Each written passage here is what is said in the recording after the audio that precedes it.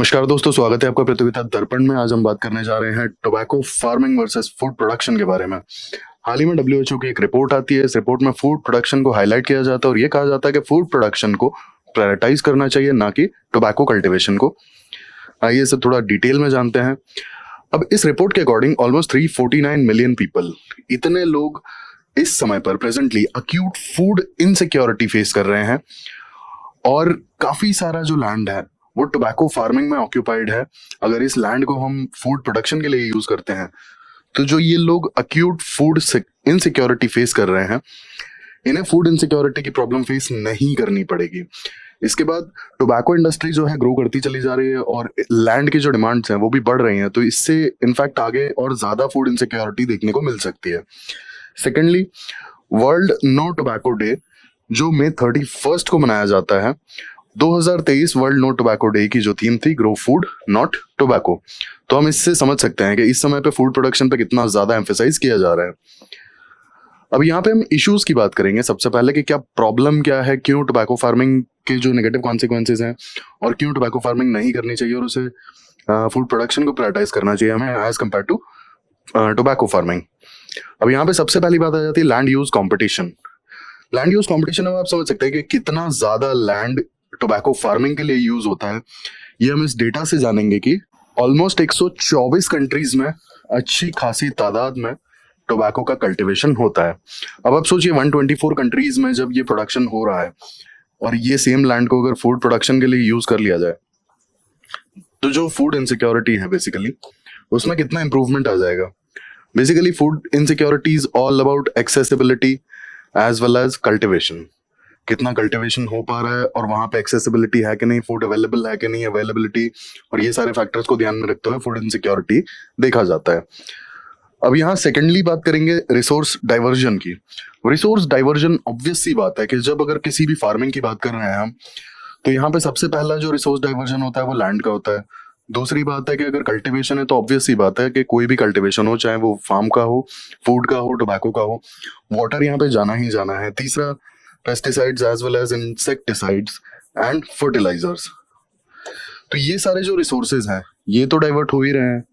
इसके अलावा अगर हम दूसरे रिसोर्सेज की बात करें यहाँ पे, तो मैन पावर एक सबसे इंपॉर्टेंट रिसोर्स है जो शायद फूड कल्टीवेशन के लिए जिस लेबर का यूज किया जा सकता था वो यहाँ टोबैको कल्टीवेशन के लिए यूज करनी पड़ रही है। तो ये हमने बात की रिसोर्स डाइवर्जन के बारे में।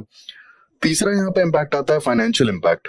और फाइनेंशियल इम्पैक्ट सबसे इंपॉर्टेंट बात यहाँ पे ये है कि टोबैको कल्टीवेशन होता क्यों है, हम इस चीज को पहले जाने। Tobacco is basically it is a cash crop. अब क्योंकि ये कैश क्रॉप है तो जो भी फार्मर्स इसका कल्टीवेशन करते हैं उन्हें अपने जो हार्वेस्ट है, हार्वेस्ट का काफी अच्छा रिटर्न्स मिल जाता है। That is why tobacco farming is very lucrative.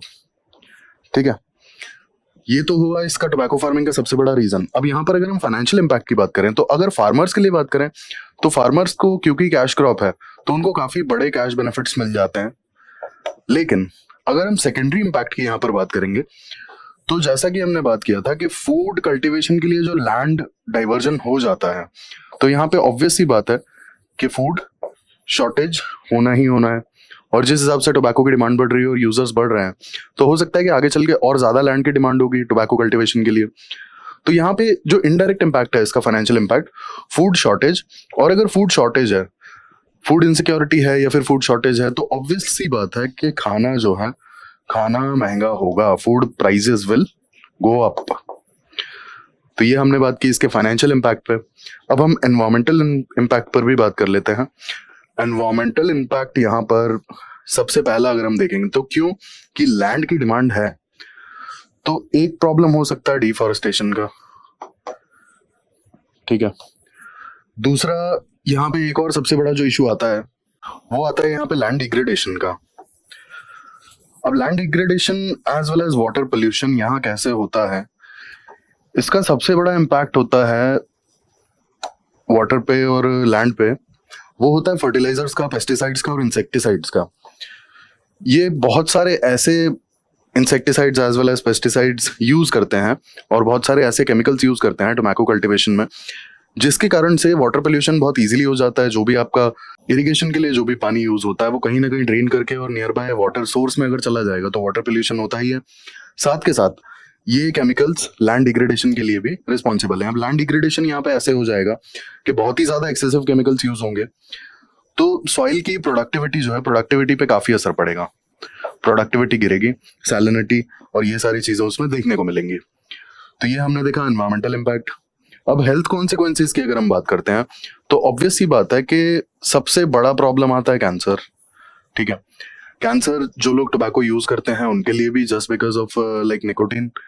And secondly tobacco farmers के लिए भी होता है। रीजन बीइंग, टोबैको फार्मर्स जब ये कल्टीवेशन और सारी चीजें कर रहे होते हैं तो स्किन के थ्रू काफी ज्यादा निकोटीन उनके बॉडी में चला जाता है। तो ये हो गया पहला हेल्थ कॉन्सिक्वेंस। दूसरा अगर हम बात करें कैंसर, तीसरा सेकेंड हैंड स्मोक। जो भी पीपल स्मोक करते हैं उनके आसपास जो लोग रहते हैं तो वो सेकेंड हैंड स्मोक एक्सपोज हो जाते हैं सेकेंड हैंड स्मोक पर। तो ये हमने हेल्थ कॉन्सिक्वेंसेस पर बात की। अब टोबैको कंजम्पशन इन इंडिया के हम डेटा को देख लेते हैं। इंडिया में लगभग 27% के जो भी कैंसर के केसेस हैं वो टोबैको की वजह से हैं। काफी ज्यादा यूजर्स हैं इंडिया में, 267 मिलियन अडल्ट्स। और ये रिपोर्ट जो है global adult tobacco survey India, ये रिपोर्ट बताती है कि इंडिया में 267 million adults are using tobacco on the regular basis. अब टोबैको यूज करने के जो नुकसान है, हमने सबसे पहले तो देख लिया कैंसर।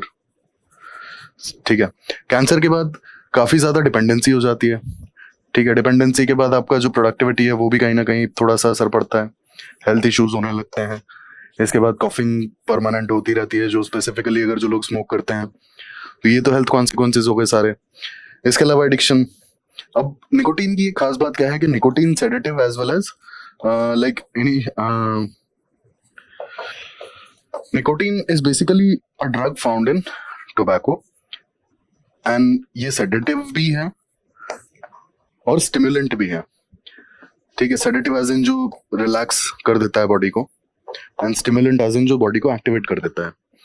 तो ये निकोटीन जो है दोनों का काम करता है। दैट्स व्हाई एक बार इस पे डिपेंडेंसी लग जाती है, डिपेंडेंसी हो जाती है निकोटीन के ऊपर या फिर टोबैको प्रोडक्ट्स के ऊपर, तो बहुत इजी नहीं होता है छोड़ना और लोगों को इसलिए इसकी आदत बहुत जल्दी लग जाती है। अब हमने देखा इंडिया में कितने सारे यहाँ पे लोग यूज कर रहे हैं टोबैको के जो यूजर्स हैं।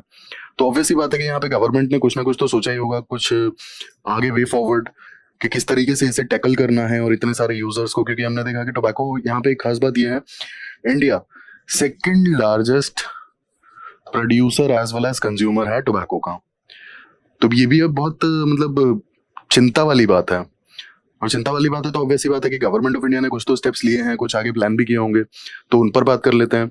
अब सबसे पहले आता है यहाँ पे promulgation of prohibition of electronic cigarettes ordinance 2019। अब इलेक्ट्रॉनिक सिगरेट्स बेसिकली ये बाजार में एक तरीके से मतलब बेवकूफ बनाया जा रहा था कि इसमें कार्सिनोजेंस कम होते हैं और ऐसा और वैसा, और कुछ कुछ इस तरीके के मतलब अट्रैक्टिव ऑफर्स दे करके इलेक्ट्रॉनिक सिगरेट्स बेची जा रही थी। जब इस पर रिसर्च हुआ तो सामने आया कि ये इलेक्ट्रॉनिक सिगरेट्स एक्चुअल में जो नॉर्मल सिगरेट्स हैं उससे भी ज्यादा डेंजरस हैं और उससे भी ज्यादा इसमें केमिकल्स यूज हो रहे हैं। कार्सिनोजेंस का तो पता नहीं, लेकिन वो जो केमिकल्स हैं वो ज्यादा हार्मफुल हैं बॉडी के लिए, जो केमिकल्स यूज होते हैं, क्योंकि आर्टिफिशियली उसमें स्मोक का प्रोडक्शन होता है। कुछ ऐसी वेपर टाइप की कुछ डिवाइस होती है जिसमें से एक तरफ मतलब आपका यहाँ कुछ एलईडी वगैरह लगा होता है, यहाँ से आप जो भी आपका पुल करते हैं। ठीक है, तो इसमें बहुत सारे केमिकल्स यूज होते हैं और ये केमिकल्स बहुत ज्यादा हार्मफुल होते हैं। दैट्स व्हाई गवर्नमेंट ने ये ऑर्डिनेंस लाया 2019 में और ई सिगरेट्स को टोटली बैन कर दिया। शुरू में जब इन्हें इंट्रोड्यूस किया गया था तो इन्हें ये बोल के इंट्रोड्यूस किया गया था कि इनमें बहुत सारे कार्सिनोजेंस नहीं है एंड मिनिमल निकोटीन डिलीवर करता है बॉडी को। और ये चीज बाद में पता पड़ी कि इसमें जो केमिकल यूज हो रहे हैं स्मोक प्रोडक्शन के लिए वो बहुत ही ज्यादा डेंजरस हैं ह्यूमन बॉडी के लिए। सेकंड, यहाँ पे गवर्नमेंट ऑफ इंडिया का अगर हम इनिशिएटिव देखेंगे तो it is national tobacco quit line services. अब जो भी टोबैको के प्रोडक्ट्स आते हैं ना, टोबैको के प्रोडक्ट्स के ऊपर साफ साफ टोल फ्री नंबर लिखा हुआ रहता है, कुछ 1800 करके। तो ये इसी क्विट लाइन सर्विस का नंबर होता है, ये टोल फ्री नंबर। और अब इस क्विट लाइन सर्विस का काम क्या है? इस क्विट लाइन सर्विस का काम बेसिकली जो भी लोग एडिक्टेड हैं और जो छोड़ने का सोच रहे हैं या छोड़ना चाहते हैं टोबैको, तो उनकी हेल्प करना। अब बेसिकली इन लोगों का यही काम है कि उनकी हेल्प कैसे करते हैं ये। आपको जो भी टोबैको जिस दिन आप यूज करना बंद कर देते हो तो विड्रॉल सिम्टम्स दिखने लगते हैं।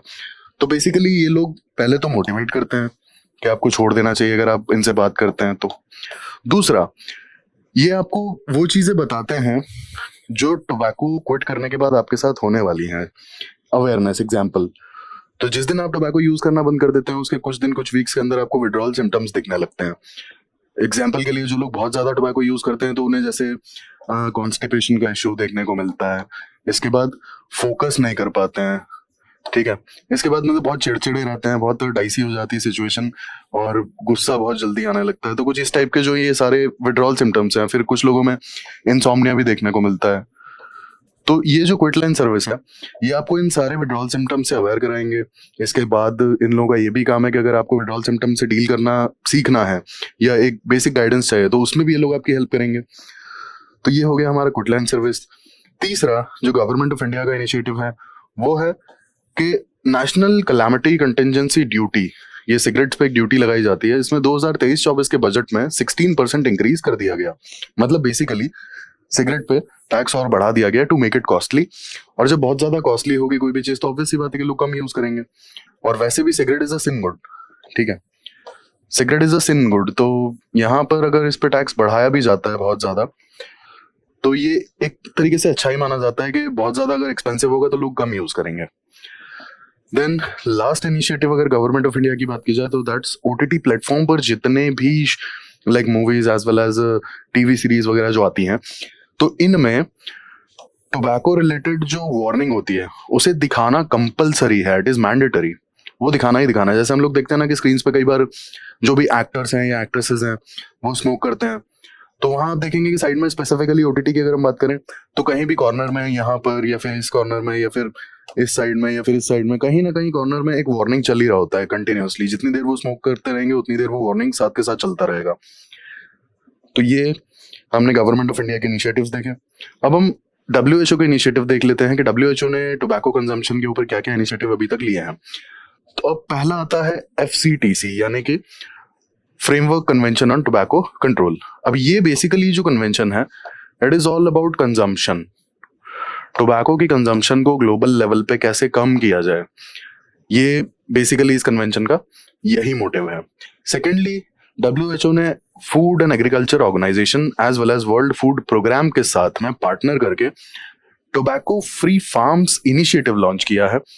अब tobacco free farms initiative is basically आपका जहां पर भी टोबैको कल्टीवेशन हो रहा है या फिर टोबैको फार्मिंग हो रही है वहां टोबैको फार्मिंग ना करके आप फूड प्रोडक्शन करिए। इस इनिशिएटिव का मेन ऑब्जेक्टिव यही है।